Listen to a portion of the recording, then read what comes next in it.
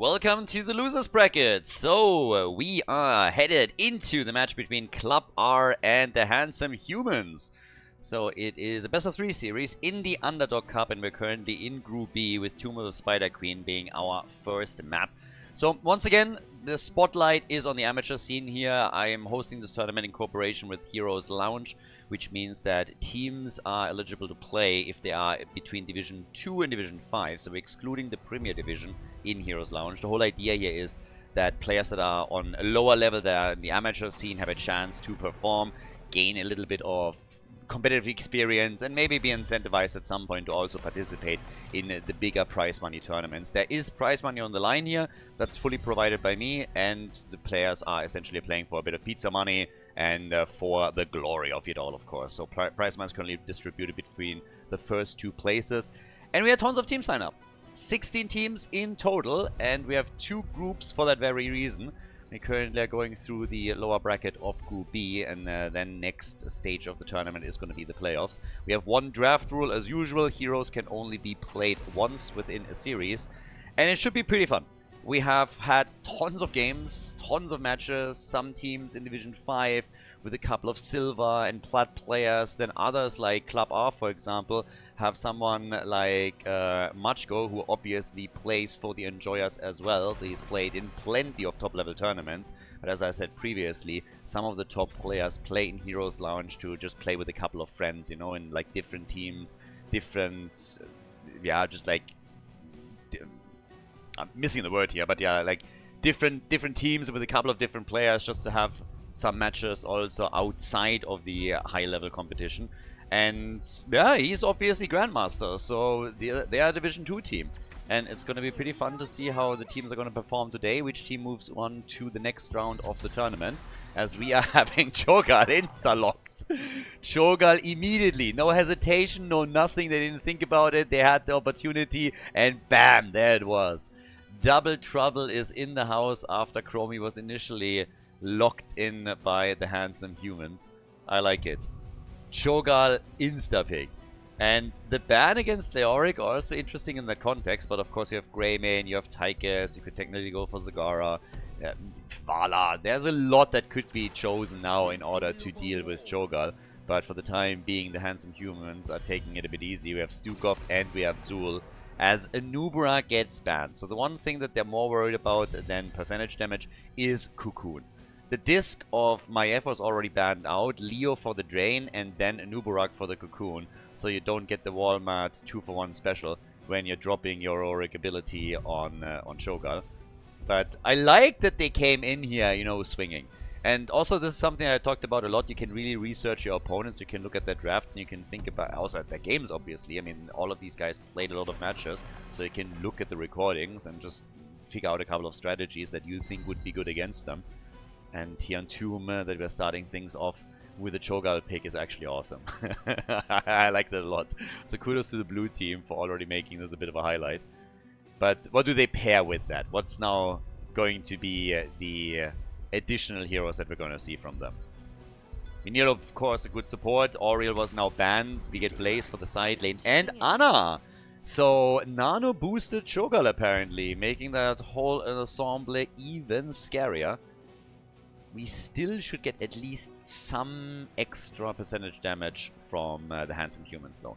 They need a main tank and they need a second damage dealer. And for that second damage dealer, I think either Tychus or Greymane would be good. Vala if you want to, but they need something here. Unless they want to play like a Zul main tank and then another side laner. And they go for a triple frontline.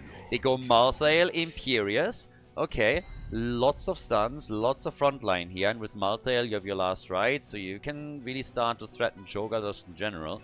We'll see how that works out for them, but the final pick for Club R, for the blue team in our first map of the best of 3, and they go for Falstad. So, ladies and gentlemen, we are set for map number 1, and we're headed straight for Tomb of the Spider Queen. On the left, in blue, in our first game of the day, we have Club R with Machko on Cho. We got Barlow on Falstad. Cassia is playing Ana. Endless on Gal. And Whitey on Blaze.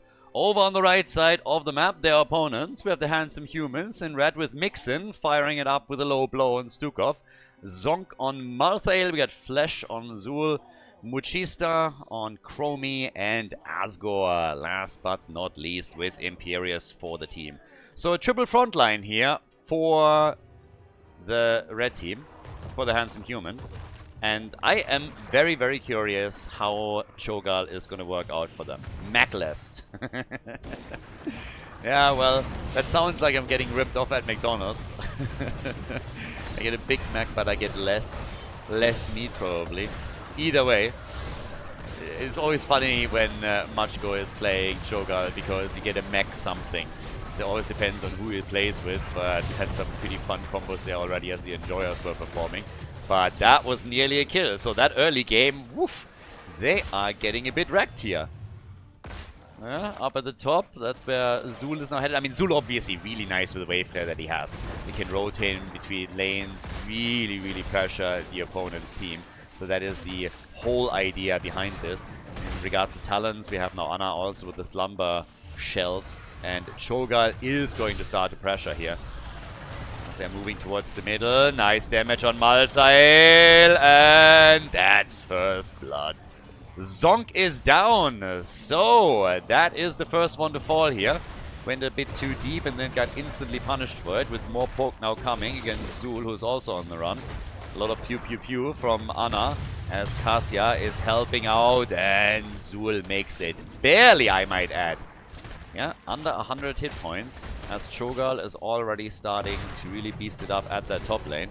We have down at the bottom of the map, of course, our 1v1 between Blaze and Imperius, but the real damage is really coming through CHO'GALL as he is putting the double trouble to that top lane and is starting to wreck things.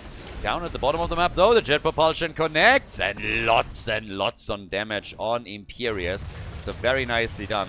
The rotation towards the top has now started to drive Ana away from CHO'GALL a bit, to try and isolate him from the healer. But level 4 talents are kicking in. Teams, of course, with gems, way more in the hands of Club R currently than of their opponent. We have, with level 4 now, also the Rising Dread, and we get the Seared Flesh for Cho. Well, with only one kill so far, not really too much happening, but now a bit more poke going on from CHO'GALL as they're heading in towards the middle again. Chromie has done a lot of damage already throughout all of this, and has, especially in the early game, in the first two fights, gotten tons and tons of hits connected. But right now, she's still firing a full-on barrage against the opponent, but CHO'GALL is just doing a bit more. It's very early in the game. We're 3 minutes in, but you can already see that Falstad is getting good damage out. Gall is getting good damage out. Chromie is trying her best. Valor with a quick reaction as he immediately starts to move out of harm's way. But Zul gets also attacked and blocked again, and this might become a problem. That's 10 gems that he's currently holding, and he doesn't have any gap closers or tools to rush away. He barely makes it, but it's now the second time that Zul was nearly destroyed. Playing CHO'GALL on this map has obviously a bit of a downside, and that is that you only have 4 bodies on the map, which makes it much easier for your opponent to track you when you're trying to turn your gems in. So as long as CHO'GALL is holding this many, it is a bit tricky. And they really want the kill here. Oh my god, nice body block, and that's a kill. CHO'GALL, a little bit too much on the chubby side, gets fully body blocked, and now the gems are gone. They lose the rest as well. The double kill from the Handsome Humans. Very well done. Malthael died, but he died for a good cause. Round of applause here. That was well executed. So CHO'GALL gone, Ana gone, and yeah, that was really well done. The body block and then the CHO'GALL kill afterwards. Ana is trying to recover as many of the gems as she can, and she actually did recover a lot, but they were able to take her down. Now Zul again mega low, but he still makes it out of the fight as he did before. And gems are just not being turned in right now. We still have more gems on the side of Club R, by the way, than on the side of their opponents. They have technically a turn-in available if they deliver those gems. The red team isn't quite there yet, but they have a lead in experience currently. So once again, the attack against CHO'GALL needs to be careful here. Chromie is starting to fire away. Zul under pressure. Same is true for Malthael. And he makes it out, but Chromie has a level 10 now.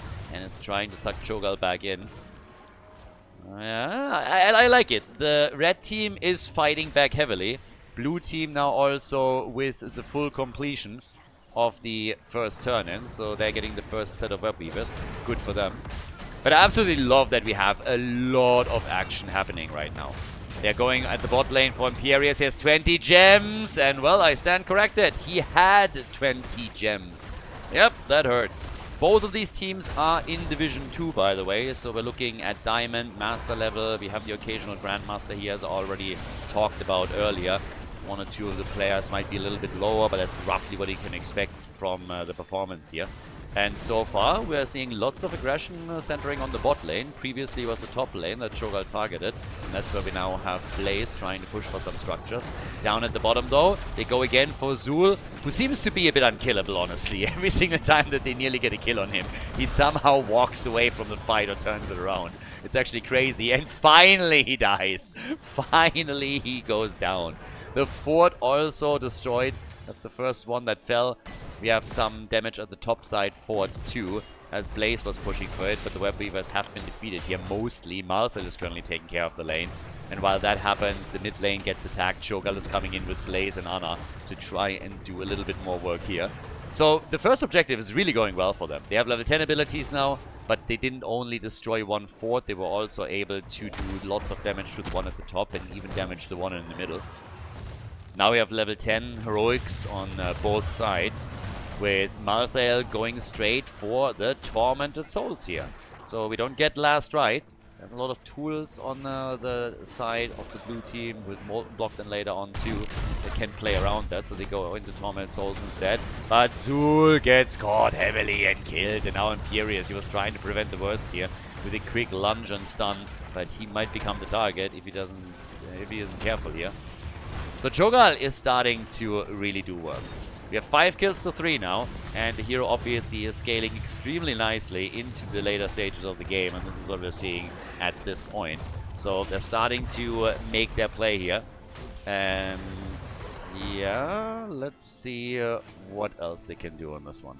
With another turn-in, for example, I think it's definitely in the cards to take all of the forts out and go a little bit farther than that. We'll see. They don't have... Well, actually, now they have the gems. Now they have enough. Second ago, they were still lacking a couple. But if CHO'GALL turns in, then they're gonna be fine. Macless is, by the way, a pretty cool name. I have to admit that I like normal Windows PC also a lot more. Mac's not really my thing. So if you're Macless, that is, in my opinion, a really good sign. Also means that you're probably not using an iPhone.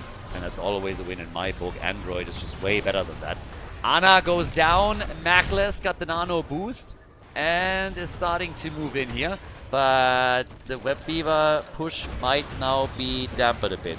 They're coming in, and it is a CHO'GALL kill once again. Yeah, that was a really good defense from the Handsome Humans.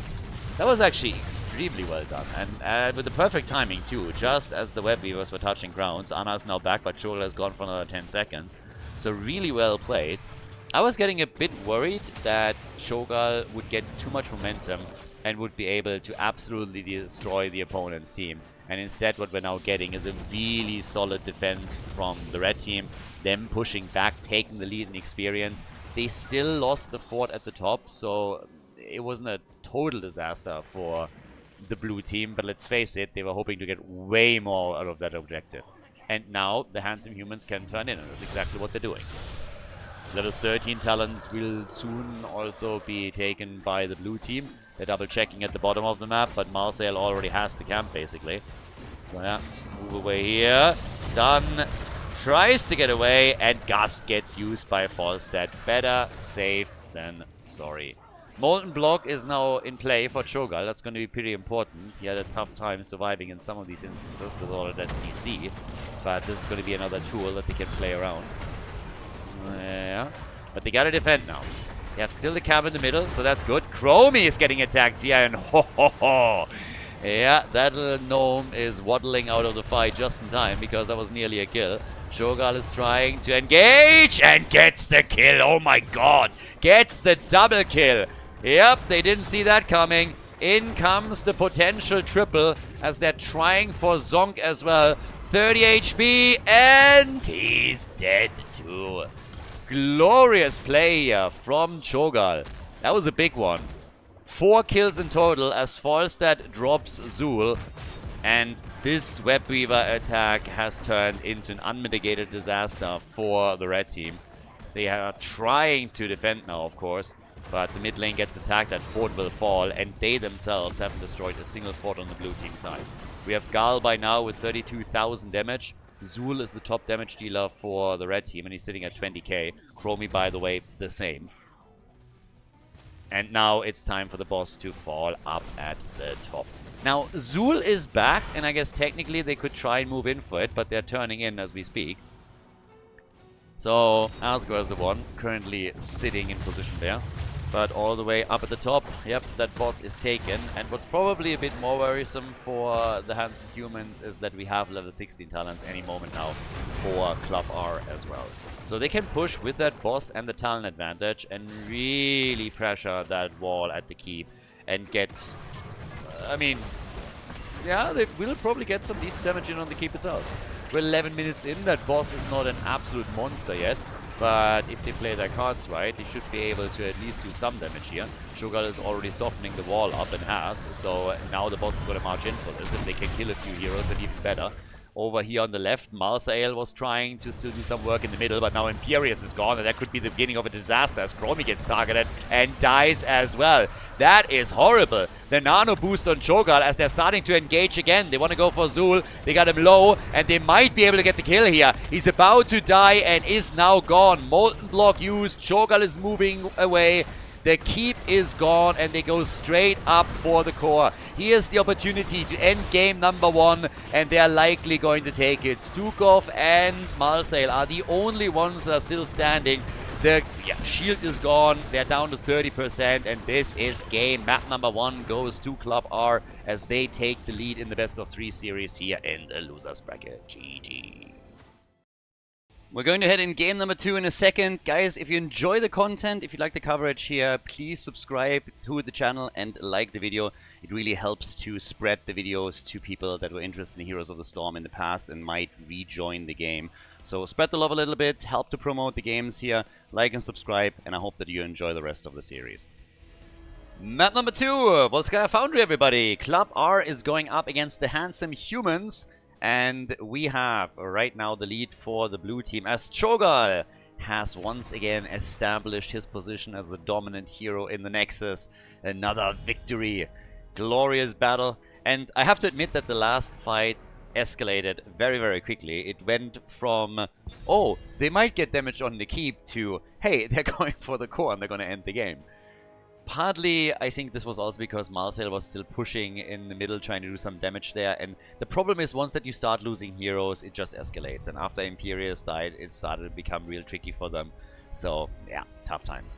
Now we're heading into Volskaya Foundry. The heroes that have been played before cannot be played again. This is still a best of 3 series. Whoever loses here is out. The Handsome Humans still have a chance to bring this back. I gotta give them some credit, by the way. They had some really nice fights that they were running, and it worked exceptionally well for them when they were able to take CHO'GALL down, for example, twice in the game to always initiate that comeback.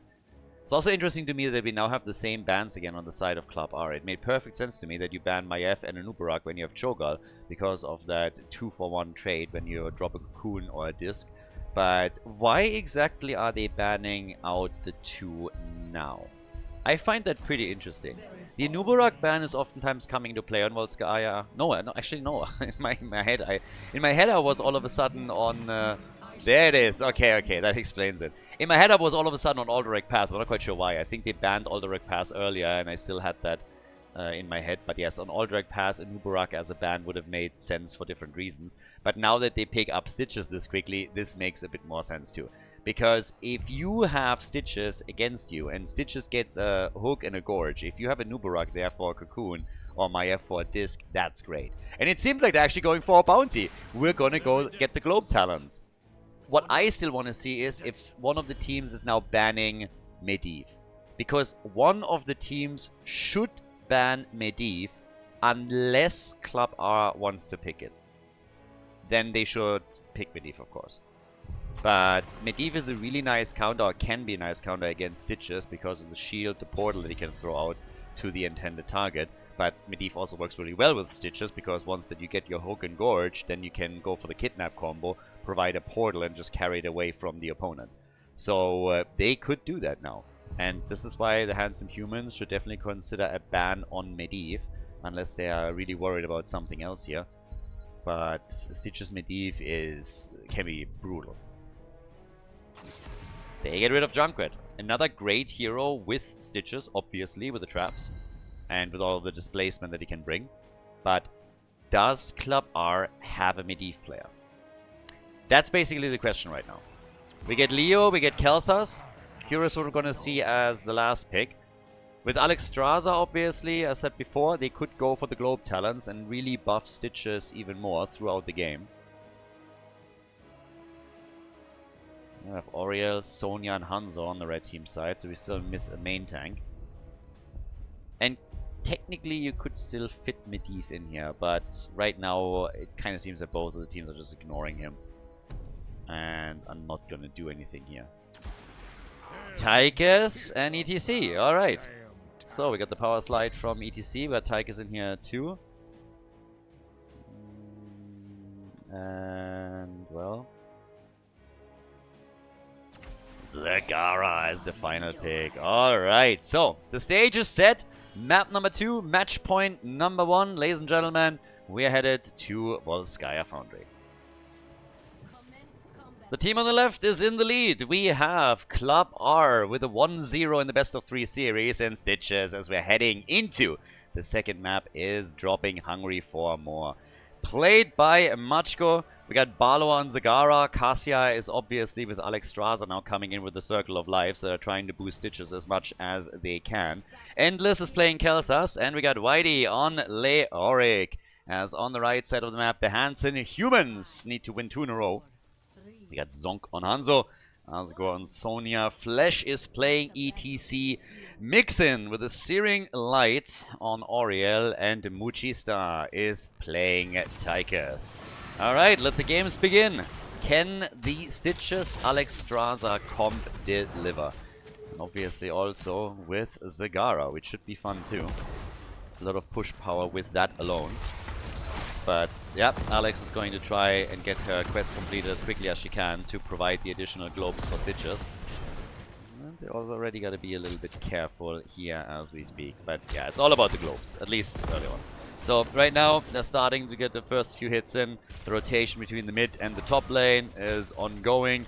The camps that are spawning will be another thing that teams are going to be focused on. And now we have ETC already getting a little bit cheeky, doesn't he? Comes in right away, says hello with a power slide, and they were trying to follow up on that.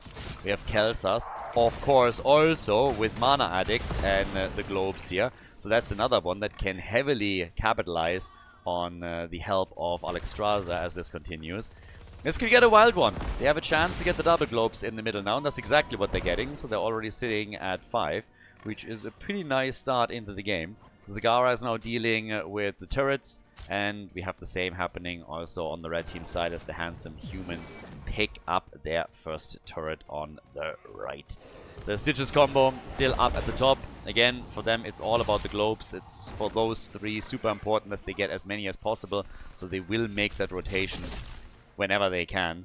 And Barlow has now also claimed a turret for the blue team.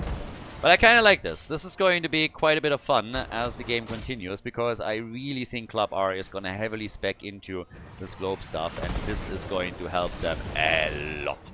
I mean, Stitches with a hit point pool, of course, but then on the other side, you have the mana for Kel'Thas as the game continues, and it's going to be a massive, massive boon for him. Zagara, on the other hand, she's first blood. Yep, she goes down as the red team rotates into the middle and gets a kill fairly quickly against them. So, yeah, a bit of a setback here for Club R, and a good start for the Handsome Humans. We have them on level 4 now also with the Speed Medal.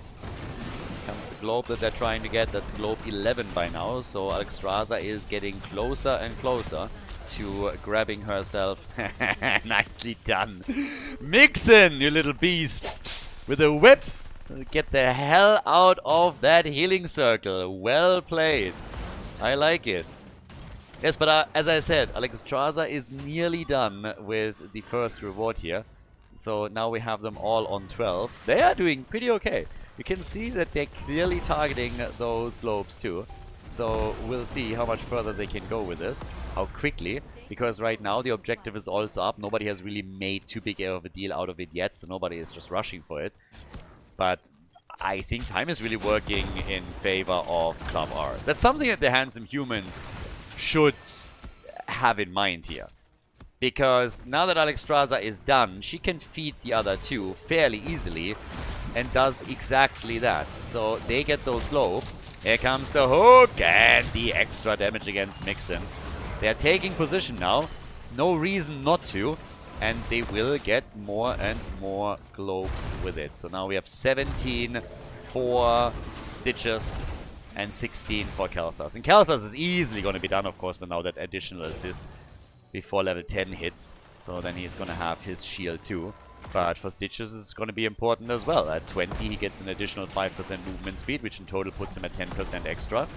And the hit points that he's starting to gather here are also pretty impressive. So that's going to make him difficult to deal with in the late game too.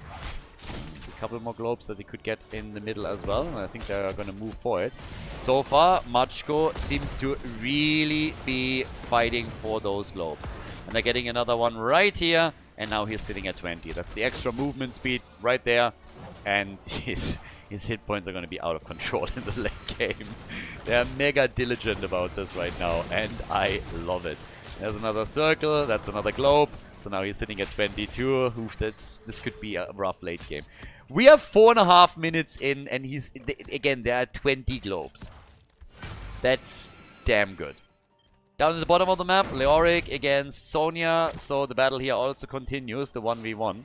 We have with level 7 now the Poison Spear in. Still the fight in the middle though. Another hook connect. Nice. They're putting more pressure on Mixin now as well. The red team wants to take this over. They don't want to give up the Protector that easily. So they are starting to let this tick in. As we have the middle still being pushed. There's another circle of life. And a few more globe stacks as the beautiful follow-up from Khaldor locks down Tychus. And that is the end of him. First kill, by the way, for Club R. But they are trying to follow it up with a second. And ETC dies. He had 8 hit points at some. Oh, what a hook again. Oh my god. The plays that we're all of a sudden getting from Club R here. Now they have level 10. And they can easily push with this. But look at these plays. The gravity lapse against ETC. And then after he dies, Stitches hits an easy hook against Oriel. And is able to take her down too. So, really well done. They get the Protector at the same time. They have level 10 abilities now. So, huge success for the blue team this early in the game. We get Leap from Sonya, by the way. Oh, an ETC stage dive. Plus the Dragon Strike. Okay, they go for Khaldor. Yeah, big heal from Alexstrasza. The turnaround attempt, but Khaldor still falls. Was nicely done by him, though. Given the situation, he got the maximum out of it. And with the Gorge, they get a counter kill on Sonya. The Entomb gets hit. There's the Maw. They just don't have the damage here. They don't have Khaldor right now. They can maybe get one kill. They go for Hanzo, and they drop him. Nicely done. And you know what? They get the second one, too. Well played. Entomb, the Maw. I mean, everything is coming together here for Club R. They are doing such a great job. It's honestly a little bit nuts that they are in the loser's bracket when you think about it. They're playing a fantastic game here. Even without Khaldor in that situation, they're able to get a quick kill on Hanzo and then follow it up with the main tank that gets destroyed. That's 6 kills to 2 now. And just as a bit of a side note, Stitches is now at 32 stacks already. Gets another hook, but doesn't have Gorge ready. But yeah, he is absolutely murdering it right now. So in very short time, he's going to be at 1,000 extra hit points. And I have to stress this again. We have only 7.5 minutes on the board. It's crazy. It's absolutely crazy. Alexstrasza comes in. Oh, look. Oh, no, he was actually in range. Damn. Okay, he was still in range on this. I thought he was already out, but nope. So now we have level 13. That's the hook range increased. Good for him. Team is still going for the camp here. But the next objective is going to spawn at the top lane. And with the hook range increase, Stitches is going to become even more dangerous. And here comes the next hit. 38 stacks now for Stitches. Alexstrasza just delivering time and time again. They could go for another Gorge, but yeah, not quite working out there for them yet. On the numbers, we have 16,000 damage for Zagara, 15 for Kalthas, 13 for Stitches. Tychus is the top damage dealer in the game on the red team side with nearly 20,000 now. So, yep, pretty nice. But up at the top, again, we have the camps also colliding here as the blue team is looking for the next opportunity, but the objective gets announced. 1,000 extra hit points now, by the way, for Stitches. Leap gets used, and the Entomb! Love it! ETC is about to go down. Stitches just can't be killed. Not with Alexstrasza behind him. They get Auriel as well. So that's 2 heroes down as the rest of them just rushes away. But that fort in the middle is having some serious problems. This one is going to get destroyed. They could make a play for the Protector now as well. That's 8 kills to 2 and a 1-level lead for Club R.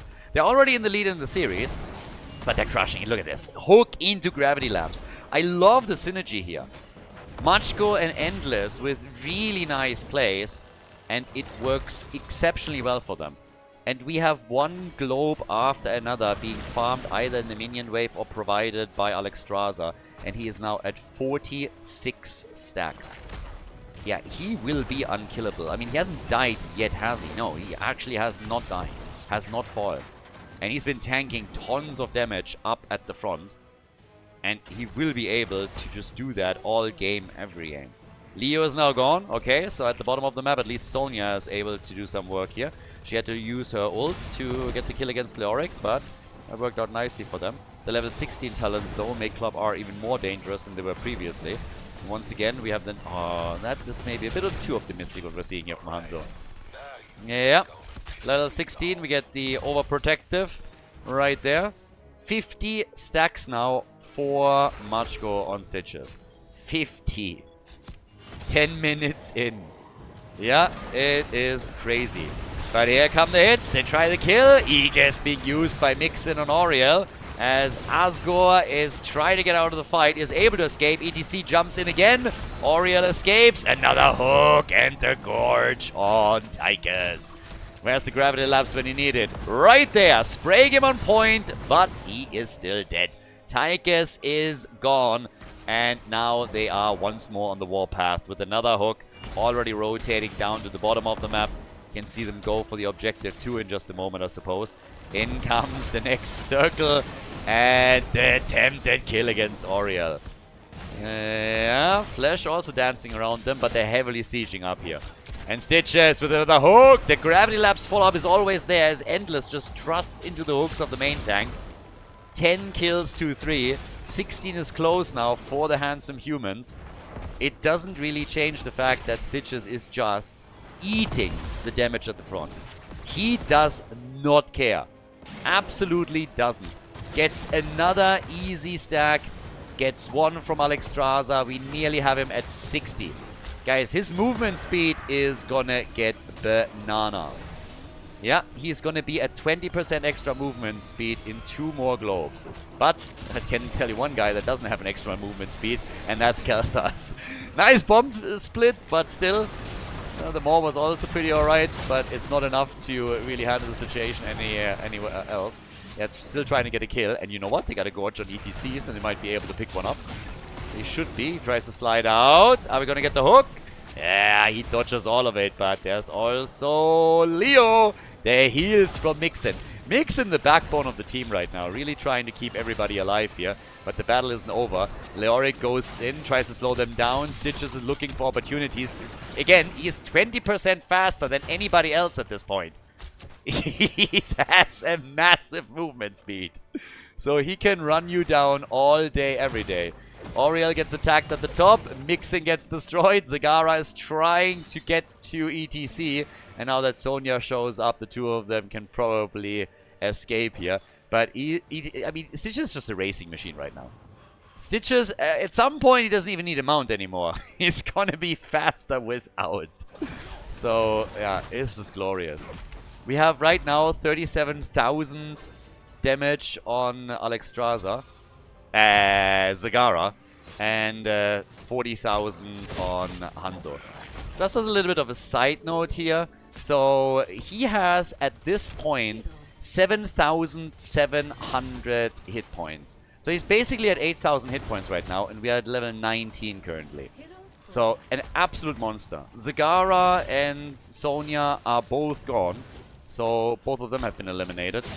Leo's alone at the bot lane. All of the forts, with the exception of the top lane, are gone for the handsome humans. The Protector is now in play. And there's the hit. Nice. But it's just not enough damage. I like it when we have the Dragon. Dragon Strike can be really nice, especially once you have level 20 and get the cooldown reduction. But in this case, there's nothing that worked on this one. So the attack is now coming. We have level 20 about to hit. 68 stacks now for Stitches. They get the fort with ease, and Leo is pushing for the bottom wall at the keep. That's something that the red team needs to react to, and currently they're not doing that. Level 20 is available. That gives us also the Hungry Stitches, Zagara with a Packed Instinct, and the Ritual of Life for Alexstrasza. They're getting really dangerous here. It's 12 kills to 5. The red team is fighting back wherever they can. But now Stitches is rushing to the front again. And look how fast he is. Look how fast that fucker is. 70 stacks right now. Yeah, not bad. Another 9 and he's sitting at extra 2,000 HP. So they go for... Oh my god! For Tychus, who barely gets out. Mixing gets attacked though. And is in trouble.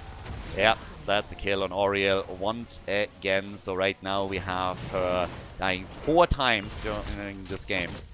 And Club R is just on a tear. And this combo is working so exceptionally well for them. Stitches is unkillable at this point, essentially. Like, you can't take him down anymore. It's absolutely crazy. He gets globe stack after globe stack. He gets faster. Like, it's insane.